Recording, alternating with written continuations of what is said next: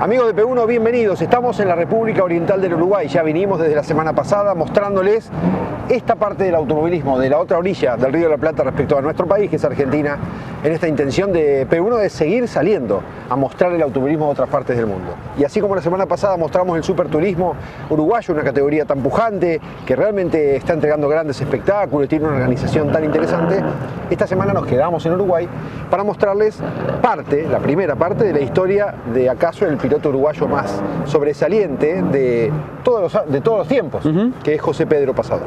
Nos fuimos a su campo familiar, donde hay viñedos a casi 40 kilómetros del centro de Montevideo, y nos metimos en el rincón más preciado de su historia, que es ese garage donde tiene dos autos, uno de competencia, y después todos los trofeos y todos los recortes. Es un lugar realmente mágico para un uruguayo que muchos de la etapa nuestra lo vivimos en el final de su carrera, pero tiene una rica historia, especialmente en Inglaterra y por supuesto en la Fórmula 1 mecánica argentina. Estamos en la última curva del Pinar, donde aquí se definió en esa curva por un toque, un roce, un exceso de José Luis Di Palma y de Gabriel Furlan en la primera carrera del año 88, se definió la carrera que ganó Pedro Pasadori, que fue la primera victoria de un Reynard, de un chasis importado en Fórmula 2 Coda Sur, ya era Fórmula 3 Sudamericana en realidad, y además fue la última victoria de Pedro Pasadori en el automovilismo. A final de ese año 88, Pasadori se retira. Así que empezamos a escuchar la riquísima historia de Pedro Pasadori, una familia de corredores de autos, porque su hermano Beco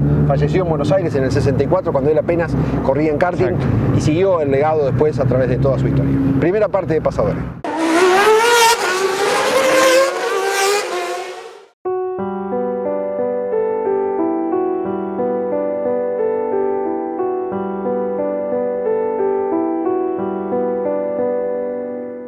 Tuve la suerte, para empezar en el automovilismo, en nacer en un barrio de Montevideo llamado Colón, tipo Arrecife, ¿no? O sea, ahí había, en esa época de la década del 60, habían autos de todo tipo y motos de carrera también.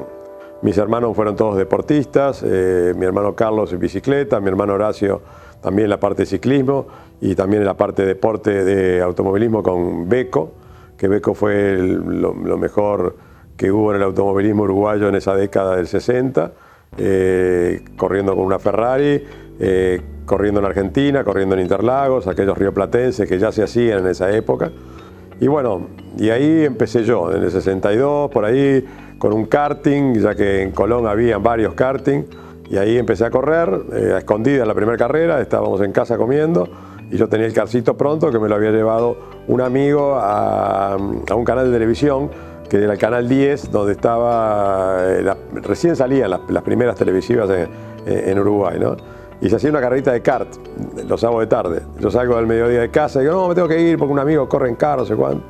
Y bueno, había televisión en casa y el único canal que había era ese. Entonces ahí sale el locutor diciendo, bueno, también hoy tenemos a Pedro Pasadori corriendo, qué bueno, de la familia, no sé qué, patatín, qué patatán. Bueno, cuando llegué, un rezongo más de los tantos que me dieron. Pero bueno, igual empecé a correr en kart fuertemente hasta que después mi hermano Beco tuvo el accidente en Buenos Aires, falleciendo, y perdimos un deportista de primer nivel y como persona, por supuesto, 100%, pero en lo que nos gustaba el automovilismo perdimos el futuro del automovilismo, ¿no? Porque él pensaba irse a correr a Europa, tenía ganas de ir a correr contra Jim Clark, era el momento ese de Jim Clark. Bueno, y ahí está, así fue la vida y hoy lo contamos. Me retraje un poco en las carreras y bueno, a los 3 meses ya estaba arriba de un kart de vuelta, un kart mejor, no era el mismo kart que me había fabricado con caño de avión y ya los motores eran más preparados y ya mejor, venían los argentinos a correr, a ver a Samuel Feijó, el polaco Herce, ¿no? El polaco Herce venía a Uruguay a correr con sus motores o con los macanos también. Y nosotros íbamos a Argentina. Seguí karting, seguí fórmula de turismo con un 5000, un auto que daba 110 kilómetros en la recta final del Pinar, pero parecía que era de carrera. Pero también ahí apareció en 1993 que Mutio lo trajo de la fábrica, aquellos especiales que había hecho Stevens, y bueno, ahí teníamos uno nosotros. Corrimos algunas carreras, conozco a Antelo en ese momento, teníamos un problema en el motor, Y bueno, nos llamó, vino, nos dijo, precisan tal y tal cosa, váyanse a hablar con Oreste. Me fui a hablar con Oreste y ahí me encuentro en ese momento algo que se va a nombrar ahora los 50 años del triunfo de Nürburgring. Estaban armando los autos en la ICA y yo fui a ver a Oreste, pero me atendió Ruesch para decirme que Oreste estaba trabajando y que me iba a atender más tarde, y me llevó a dar una vuelta con un Torino de esos por la fábrica. Viste, una cosa más, ¿no? Pero nunca pensé después que me había sentado en un auto que corrió Nürburgring, que capaz que fue el ganador. Pero bueno, así fue, traje las cosas, armó el motor de Antelo y corrimos con los 1093 con Mico López, un amigo de Colón de toda la vida, y ya habíamos formado una escudería. Es una escudería que se llamaba Escudería Eco, es Escudería Colón. Se trajo otro auto que fue un Lotus 61 de Brasil, cuando se hacían las temporadas de Fórmula 4 en Brasil, con Fittipaldi, con toda la gente que venía de Europa. Y ahí compramos el auto, lo trajimos a Uruguay, se desarrolló, se puso el motor para correr acá en Uruguay en una fuerza limitada, en Argentina en la Fórmula 2 y en Uruguay también en la Fórmula 2 nacional. O sea, con el mismo auto corría 3 categorías. En el 71 conseguimos un motor de Fiat, de la comisión de concesionario Fiat. Con eso, bueno, gané varias carreras en Argentina. No salí campeón porque era uruguaya, tenía los puntos, pero como no tenía licencia, no me dieron el campeonato. Bueno, terminó el campeonato, la gente de Fiat me llama y me dice que los motores gratis no más, ya que hay varios argentinos que estaban para buscar el puesto mío. Y yo dije, no se preocupe, nosotros vamos a correr con Renault y le vamos a tratar de ganar. No, pero ¿con qué Renault? Con el 1000 centímetros, Antelo lo va a llevar a 1600 y vamos a correr. Bueno, que tengan suerte, sí, salí vicecampeón, Cocho primero, y ahí me embalé para ir a Europa, ya que mi amigo Richard, que había dejado de construir los Lotus 7 en la Panamericana, junto con Boschi y con mi primo Mutio, estaba trabajando en una fábrica de autos en Inglaterra, donde era la GRD, era un pedazo de Lotus. Ahí me fui yo para Europa con muy poca plata. Mi amigo me dijo, hay 3 posiciones, una de 35.000 libras esterlinas, corres todo el año, sos oficial y lo único que tenés que hacer es gimnasia. La segunda, la mitad, y ya es un poco menos, entonces nosotros le dijimos que no, y que bueno, pero tenemos la última, que es venite como puedas, trae la plata y vemos qué hacemos. Bueno, así fue. Vendimos el auto de Fórmula 2, que lo compró Jarque, y con esos $4.500 me fui para Europa.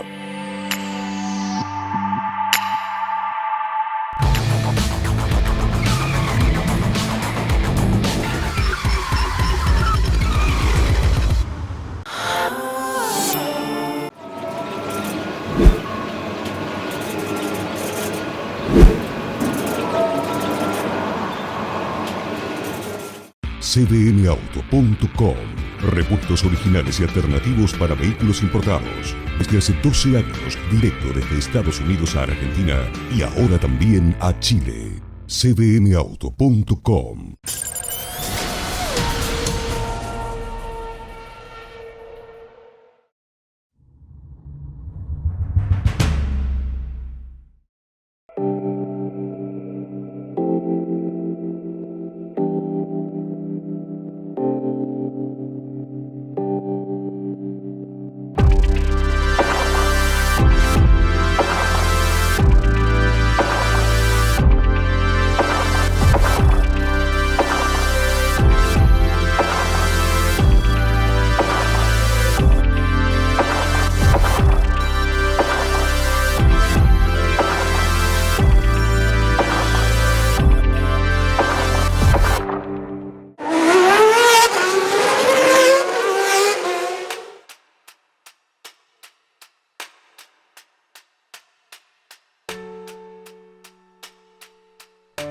Llegamos a la fábrica al otro día estaba el auto que me habían conseguido Richard prestado, lo tuve que desarmar todo, armarlo. Fuimos a Netterton, salí a dar una cantidad de vueltas y siempre hay un dicho mío de esos clásicos, digo, sin esta curva, ¿qué Alan Young ni Alan Young? Esta curva es a fondo. No era a fondo, era como andaba Alan Young. Me fui afuera, rompí el auto, el primer auto ya estaba roto, no tenía plata. Bueno, Richard se portó bárbaro, conseguí un mecánico, lo arreglamos y fui a la carrera de Mallory Park a la semana siguiente. Llovía para variar, ¿no? Siempre en Inglaterra, en alguna parte del fin de semana llueve. Entonces, bueno, pusimos las gomas de agua que había encontrado ahí mismo en la fábrica, no sabía de quién eran, pero las puse, las enchanté, las probé, no perdían, está todo bien. Hice el segundo mejor tiempo en la clasificación porque en ese momento era décima y había hecho un piloto un 24.6, por decir algo, y yo hice el 24.6 como segunda instancia. O sea que hice el mismo tiempo que la punta. Tengo todos los nombres de los ingleses que están por ahí, entre ellos Alan Jones, Lafitte, Tony Bryce, Brian Gento, Richard Robert, Larry Perkins, Sorsi, Colombo, Francia, todo el número 1. Y faltando 5 vueltas se me explota la goma trasera izquierda en una S, tipo la bajada del tobogán, y me doy contra un guardrail y destruí todo el auto. Y bueno, con una tristeza grande me fui para la fábrica, ¿no? Llegamos a la fábrica y al otro día de mañana estaba desarmando el auto a ver qué se podía hacer con el auto. Richard dice, bueno, dale que alguna cosa vamos a hacer. Sí, pero no tenemos más plata. Sí, vamos a hacerlo, dale que alguna cosa vamos a hacer. Y viene Mike Warner, que era el dueño de la fábrica, con el sponsor de Alan Jones. Y los dos se ponen a ver el auto, me saludan jocosamente, bien. Y yo digo, esto que me viene a saludar jocosamente, yo estaba muerto, no podía más. Y dicen ahí entre uno al otro, dice, this drive is very quick. Y yo digo, ¿qué querrá decir? Entonces me voy a hablar con Richard, y Richard, ¿qué pasa? Mike dijo, quick, very quick, no sé, ¿qué dice? No, que son muy ligeros. Y te comento que la fábrica de motores ha dicho, hace un rato que llamó por teléfono, que el motor tenía menos caballos que el de Alan Jones. O sea que, bueno, qué bueno, entonces sí, anda bien, pero ¿y qué vamos a hacer? No sé, hay movimiento, pará, no te puedo decir nada, déjame. Hablamos esta noche en casa, yo vivía con él. Y bueno, de noche me comentó que podía haber una posibilidad de que estuviese en el equipo oficial, y a los 5 días me nombraron piloto oficial. Y ahí quedé con Alan Jones corriendo, y al mes, más o menos, me nombró piloto de pruebas en GRD. Pasado de va, se sienta en el auto, prueba, y probó 14 veces, 14 pruebas. Bajé el récord de vuelta en el circuito, no me ponían cosas, me decían que me habían hecho tal cosa y salía yo, ¿y qué pasó? Bueno, me parece que nada. Bueno, sí, no te hicimos nada. Y así me probaron mucho tiempo hasta que se dieron cuenta de que tenía sensibilidad en el auto, ¿no? En las carreras también tenía 20 y pico de carreras que corrí, algunos problemas con motor, ¿no? Y bueno, cuando cambiaba el motor era el reserva de Alan Jones, ¿no? Llevábamos 3 motores y uno era para los 2. Y bueno, siempre andaba mejor. Cada vez que probaba el motor de Alan Jones andaba mejor. Entonces había una carrera en Snetterton, donde yo estaba ya probando el auto, o sea que ya la conocía muy bien Snetterton.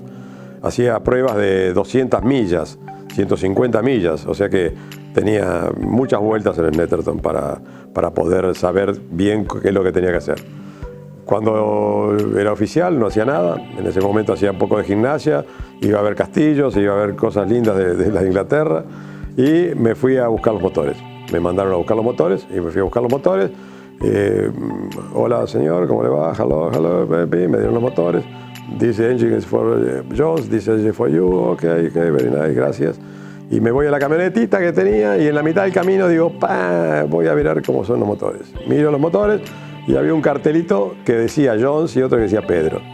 Bueno, picaramente cambié los carteles y en la carrera largué en primera fila, vine peleando toda la carrera y pinché una goma, que tuve varias veces que pinché. Posiblemente capaz que salía un poco demasiado al trillo y se me pinchaba la goma. Bueno, eso fue el cuento. Logré estar en la punta, no fue la primera vez que estuve en la punta y largando, pero en esa carrera sí, estaba seguro que iba a andar bien y anduve bien. Terminó el año, corrí carreras, me fue bien y la fábrica me dice, Pedro, el año que viene Alan Jones no está más y vas a ser vos el piloto oficial. Estamos preparando un Fórmula 1, proyectando un Fórmula 1, que ya lo viste porque yo ya había visto que habían tirado unos caños y algunas cosas y charlando sobre el tema. y vas a ser el piloto indicado para la prueba y bueno, y vemos que es de correr Fórmula Atlantic en vez de Fórmula 3 y una cantidad de posibilidades, ¿no? Que eran lo lindo que uno ve que podía hacer alguna cosa más.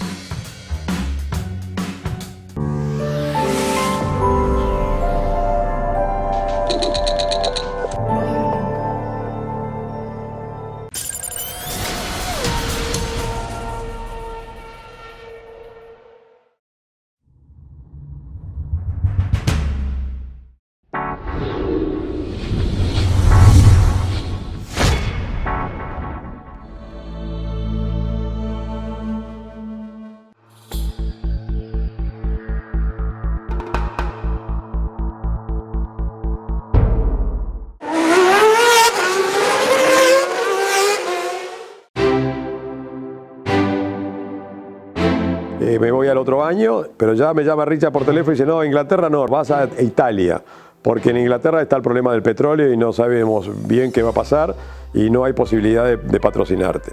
Pero sí tenemos un auto para vos, para que corra en Italia, que vino un italiano y compró 5 autos de Fórmula 3 más 3 por prototipo y piensa seguir avanzando y bueno, me voy a Italia.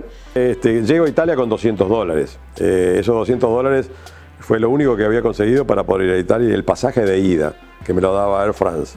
Me atienden los tanos, ya era diferente, pensé que hablaba italiano, no hablaba nada, ¿no? Pero, viste, ellos hablaban aparte en el dialecto también. Pero bueno, me fui haciendo rápido, ¿no? El inglés no, pero el italiano me fui haciendo rápido. Entonces de ahí estuvimos con Richard, que era la presentación de los autos de GRD, 5 Fórmula 3 y 3 Sport Prototipo o 2 Sport Prototipo. Una cantidad de autos, los iba a correr Renzo Sorsi, ex Fórmula 1, ganador de Monte Carlo, Colombo, Fórmula 1, Fórmula 3 campeón, Fórmula 2 campeón, corredor de Fórmula 1, Pesenti Rossi también y otros 2 que no me recuerdo. Y bueno, llegamos a la pista y se hizo la inauguración espectacularmente divina. Mi auto no llegaba porque estaba llegando un auto que me estaban haciendo en la fábrica, por suerte. Me había avivado y habían dado los demás autos para probarle y decirle a los pilotos que tenían tal y tal cosa y yo probaré la pista, ¿no? Que era lo más importante.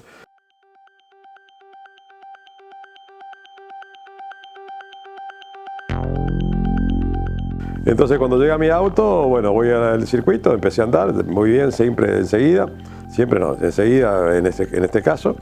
Y cuando voy a clasificar, preciso hacer la parte de papelería, ¿no? Toda la administración.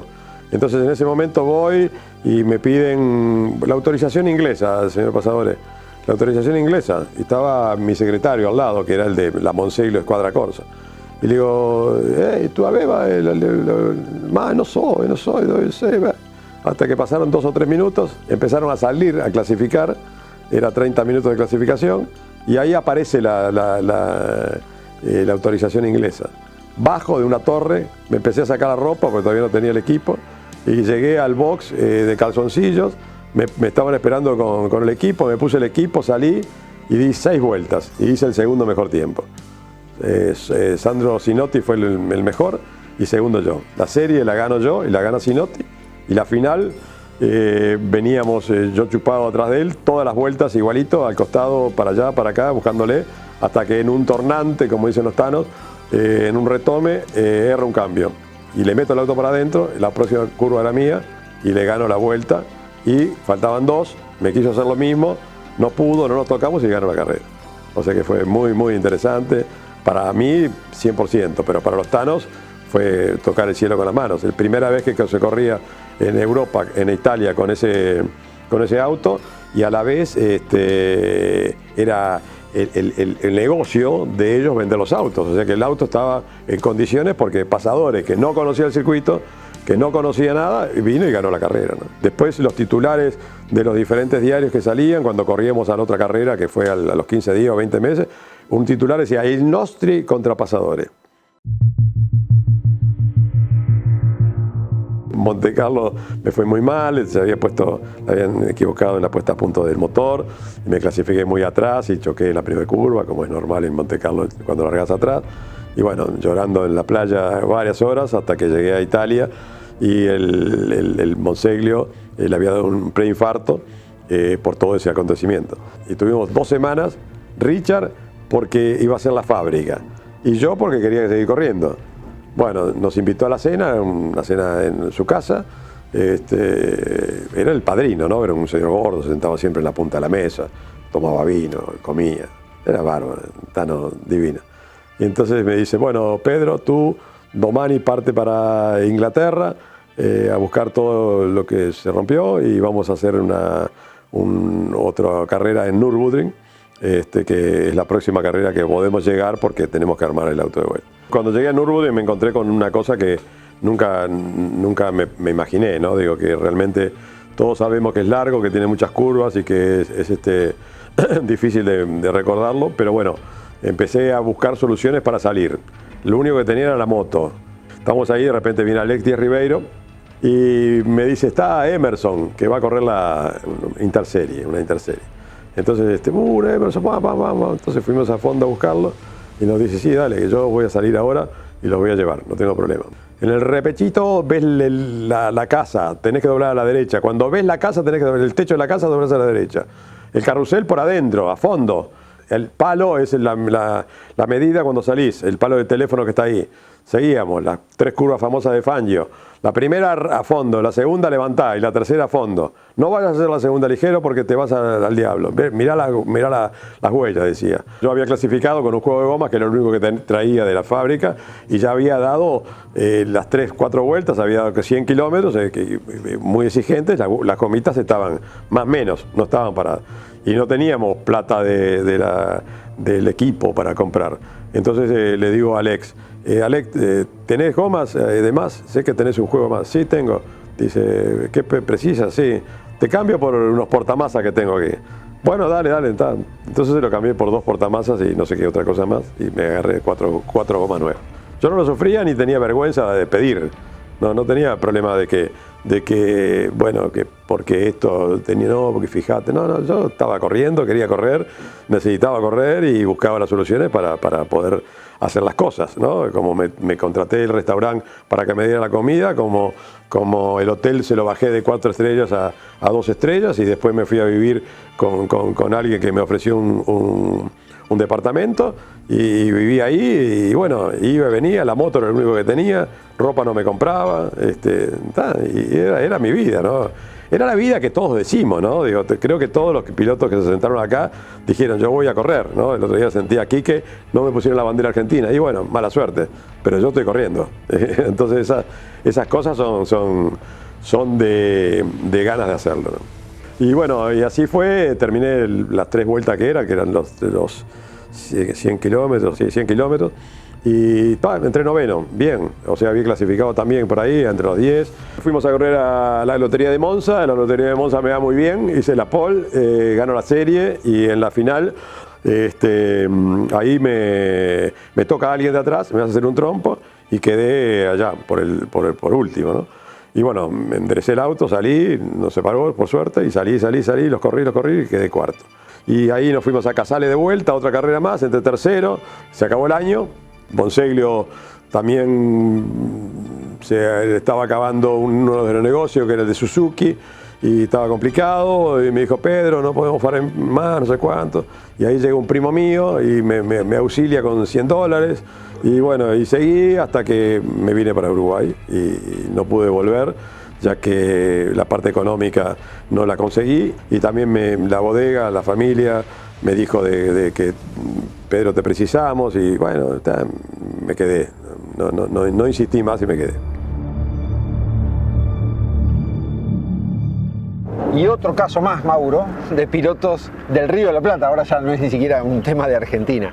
que viajan a Europa, que tienen talento, que demuestran sus condiciones y que sin dinero se tienen que volver. Realmente muy ricas las anécdotas de Passadore. Bueno, lo hizo con mucho esfuerzo, ¿no? Dólar por dólar, juntando, pidiendo muchas herramientas, y esa anécdota fantástica con Alan Jones. Después, un piloto que marcó una gran parte de la etapa de la historia de Ole Reutemann. Obviamente, porque Jones fue el que en definitiva le arruinó ese 81 a Reutemann por el cartel de Brasil. Pero bueno, historia vieja y que tampoco tenemos tanta certeza de cuánto influyó Jones mismo o cuánto fue Williams o no. Yo desconocía igualmente esta etapa de Passadore con Jones, siendo compañero. Realmente muy Yo rica sabía de la anécdota de un historia. cambio de motores, pero no tenía conocimiento de lo profundo que había sido el trabajo de Passadore. Recordemos, no tenía plata, fue con $200 el segundo año, pero el primer año cuando se quedó sin plata por ese choque en el que rompió por segunda vez el auto, lo contrataban como piloto oficial, sin pagarle, pero sin que ponga plata para que pueda seguir corriendo. ¿Y qué nivel de pilotos había en ese momento? Se enfrentó con una muy buena camada de pilotos. Bueno, la semana que viene, con Passadore ya de regreso en Uruguay, nos meteremos en la riquísima historia que tuvo Pedro Passadore corriendo en Fórmula 1 Mecánica Nacional. El campeón argentino de Fórmula 1 en 1976 y en 1977 fue bicampeón consecutivo cuando solamente quedaban un par de años para que termine la categoría que en el 79 disputó su último campeonato. Así que Mauro, un gusto, un placer. La semana que viene, la parte 2 de Pedro Passadore.